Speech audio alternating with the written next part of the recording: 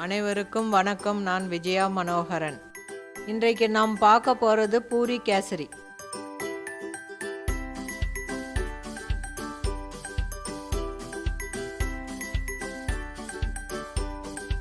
இப்போ ஒரு கடாயில் 5 டீஸ்பூன் எண்ணெய் விடணும்.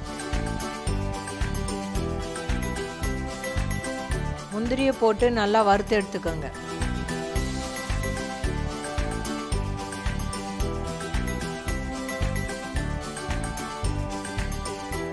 $200 கிராம் ரவை போட்டு நல்லா கலரி விடுங்க.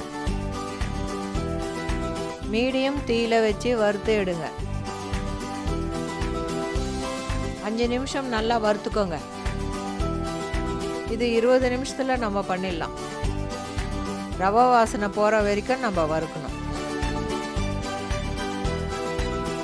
ஒரு பாத்திரத்தில் 800 ml தண்ணி கொதிக்க வைக்கணும். ஸ்டவ்வை ஆஃப் பண்ணிட்டு ரவையில் தண்ணி விடுங்க.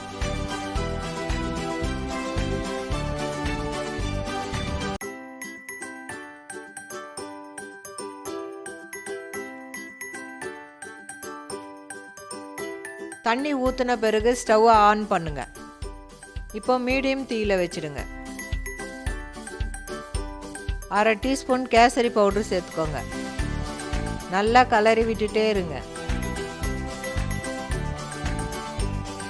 உங்களுக்கு தண்ணி பத்தலைன்னா கொஞ்சம் சுடு தண்ணி விட்டுக்கலாம்.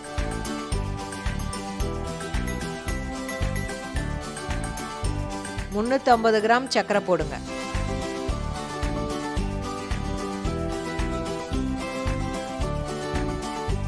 ஒரு சிட்டிகை உப்பு போடுங்க. எந்த ஸ்வீட் பண்ணாலும் ஒரு சிட்டிகை உப்பு போட்டால் நல்லா ஸ்வீட் கொடுக்கும்.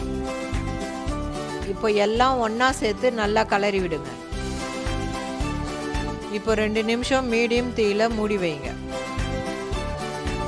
இப்போ மூடியை திறந்து 8 டீஸ்பூன் எண்ணெய் விடுங்க.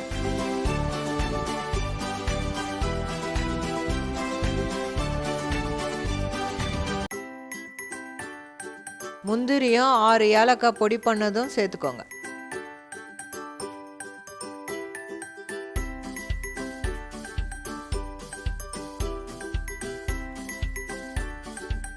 சிம்மில் வச்சுட்டு ஒரு 3 நிமிஷம் மூடி வைங்க. இப்போ ரெடி ஆயிடுச்சு. 2 டீஸ்பூன் நெய் விடுங்க. இப்போ பூரி கேசரி ரெடி ஆயிடுச்சு. இந்த கேசரி பூரிக்கு ரொம்ப நல்லா இருக்கும். யாரும் பூரியோட கேசரி சாப்பிட்டு இருக்க மாட்டீங்க. ஆனால் நீங்கள் சாப்பிட்டு பாருங்கள், ரொம்ப நல்லா இருக்கும். வாரத்தில் ஒரு நாள் எங்கள் வீட்டில் நாங்கள் செய்வோம். எங்கள் வீட்டில் எல்லாருக்குமே பூரி கேசரி ரொம்ப பிடிக்கும். கண்டிப்பாக நீங்கள் இதை வீட்டில் ட்ரை பண்ணி பார்க்கணும். மீண்டும் சந்திப்போம். நன்றி, வணக்கம்.